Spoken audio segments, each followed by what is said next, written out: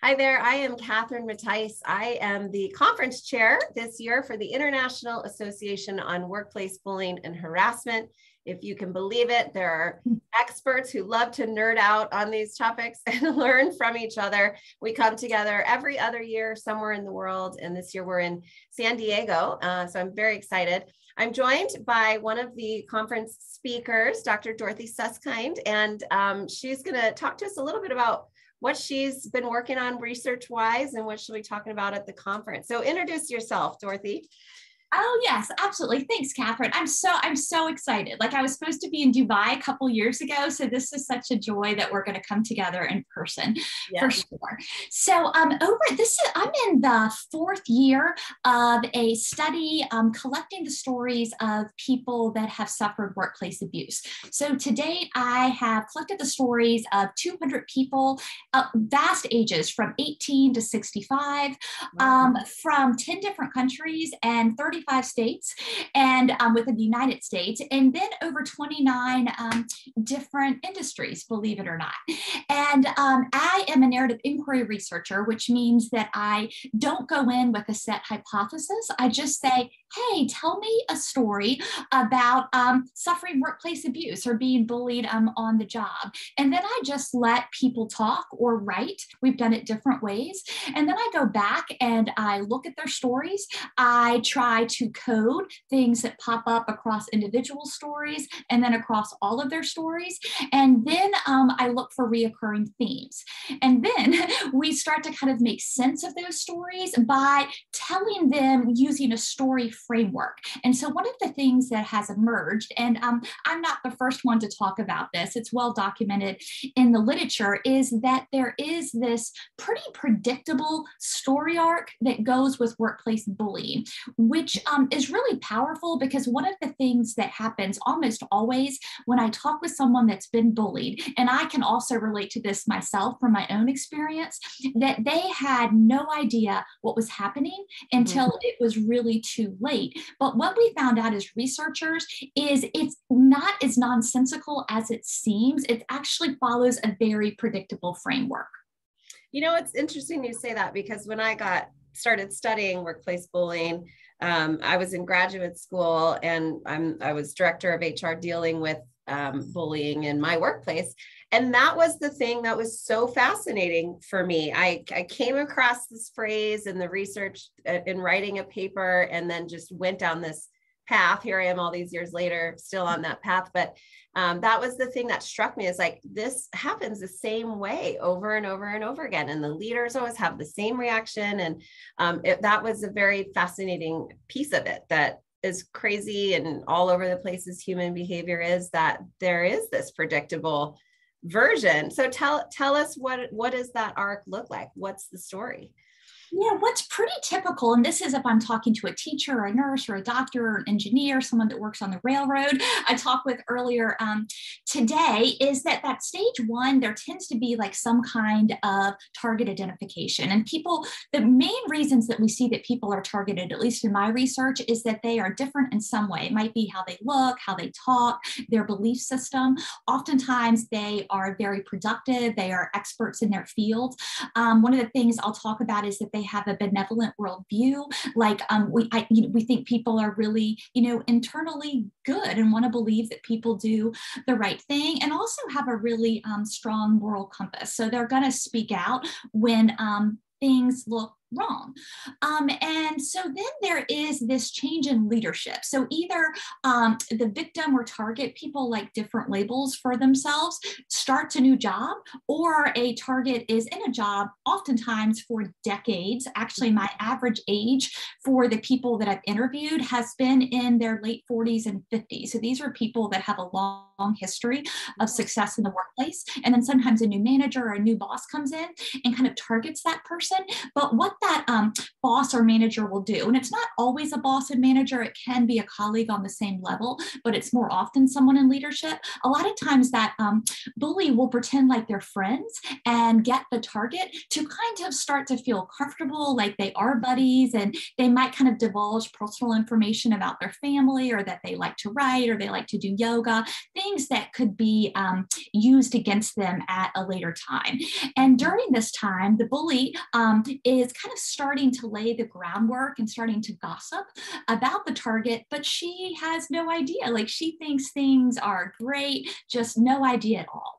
And then there will be this precipitating event. And one of the things that I think is important is the precipitating event is not the reason for the bullying, but it's kind of just what the bully uses to kind of get the mob going and all these people ganging up on this one person. So it could be, if it's a marketing firm, that the target introduces like this brilliant idea, or maybe a teacher has like this new idea for a social studies unit, actually something to celebrate.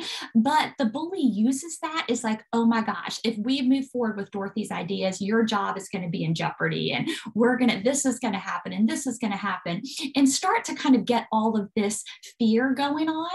And then at that point, the bully will usually start to do lots of kind of more gossiping. It's not unusual for the bully to pull the target's colleagues into like little secret interviews. Like, do you hear what Mary's doing? I'm kind of worried about that. You might want to stay away from Mary unless you want to become part of the problem.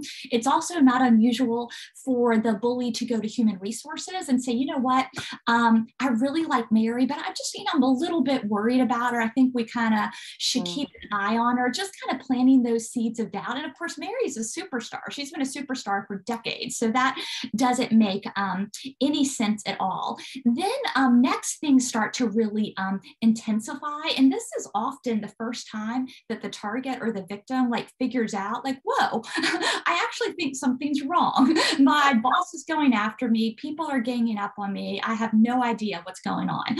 A lot of times the target will notice that she is left out of social events. She is just kind of mysteriously not invited to important meetings, and then she is punished for not being there. At that point, sometimes she'll start to have different kinds of symptoms. Her blood pressure might go up. She might develop migraines. She could gain weight. She could lose weight. But all these different emotional and physical consequences that really are significant. Sometimes the first time that someone realizes that they're bullied is that they'll go to their primary care physician, and that doctor will say, wow, Mary, your blood pressure is really through the roof. Like, I wonder what's going on here. At that point too, sometimes the bully will go back to human resources and say, you know what, remember I told you I was worried about Mary. I'm really worried about her now. Let's put her on a PIP or a performance improvement plan, and then set these really unrealistic goals. So now Mary is being manipulated at work. People are gossiping about her. She's having health problems, and now she is on this performance improvement plan with goals that are impossible to meet. And also because people don't want to collaborate with her, it's even harder for her to get her job done. And it's not unusual. It sounds crazy making, but people talk about their work being sabotaged, like turning in a project, but somehow it disappears, or needing artistic software for a campaign, and somehow it disappears. Like all kinds of odd things where important medical files somehow just is no longer there. So that starts to go on, and that's really tough. And at this point too, a lot of people that the target really considered to be her friends and her colleagues are just scared of being targeted next. And so they'll kind of turn away from her, and she'll just start to feel really deeply alone. And in my own research, it certainly differs, but oftentimes this is somewhere between like 16 and 18 months. And then unfortunately, most of the targets eventually lose their job, depending on the stats you look at. But my own research is somewhere in like high 70%. And that might be that they quit. It could be that they were constructively discharged. They might be terminated. And then after that, they're suffering pretty significant, emotional and physical trauma. Yeah. Wow, that's quite a story you've just shared, and one that I have also heard many times. I'm curious if your stories is there a percentage of your stories where it's one person being targeted by one, person engaging in bullying? Because, I coach leaders who engage in bullying behaviors, and it's often many people experiencing this, as opposed to the story you just shared about Mary, who's very targeted as an individual. I'm curious if you see that in your stories too, where people are telling you a story about how lots of other people were going through it together. That's such a good question. I would say yes. I think that bullying takes place in very specific environments. And when I think about workplace bullying, I very much think of it as a work culture problem more than an individual problem. Because if you have an individual that bullies, but the work culture won't put up with it, that's only going to go so far. But what I see, and when I would say, almost everyone I've talked to, this was not an isolated case for them. And some of the environmental characteristics that they had in common often are really strict hierarchy, where people were discouraged from talking across departments or talking to people above them. Also to have a very tight code of norms as far as like the kind of clothes you wear, the kind of things you say, or who you talk to. There also seems to be a lack of transparency, and whether that's about salaries or who got a job or budgets, but just a real lack of transparency. So there are definitely characteristics that we see a lot. And I would say another big one is that when something goes wrong, there is this sense that we are just going to blame and shame people and then cover it up as quick as possible, instead of just saying, wow, something happened, and that's okay. Let's just get curious about it. Like together, let's kind of figure out what happened, why, and how we can fix it. Instead, it's like, this is your fault. And so now we're going to write you up for it, and maybe we'll fire you for it. And that will take care of that. And of course, then just a new victim comes in and the cycle repeats itself. So I would say absolutely it is a workplace culture problem. I agree for sure. And in coaching these individuals, I do, part of the coaching often ends up about how do I navigate this culture that where the organization's definitely facilitating their stress. And for example, maybe they don't have a performance feedback type of a culture or a candid feedback type of culture. So this person who's perpetrating the bullying is never allowed to speak up when they have feedback, and then they end up exploding, or they've never been trained on how to give the feedback. And I'm not making excuses for their behavior, but it's just an example of things that I hear where I end up sometimes kind of delivering coaching and training to these leaders on pretty normal management 101 stuff, but I don't know, are the structures wrong, or I don't know, there's just things organizations definitely do that support the bullying, and they don't realize that that's what's happening. Absolutely. And I think having someone like you to support people that want to go into leadership, I mean, being in higher ed, we'll have professors that will decide to be deans or provosts or chairs, and there's virtually no leadership training for that. So they are taking on a job as an academic that they might not have ever had a leadership class or a mentor or a professional organization. And so it would go to figure that there are going to be some problems. That makes no sense. You've got to train people. Oh my gosh, 100%. And I think that feedback loop is so important. That's the other piece that I hear so often, is that targets are scared to give feedback because there is retaliation. And just like, how can we create a feedback loop that feels safe and is productive? Right.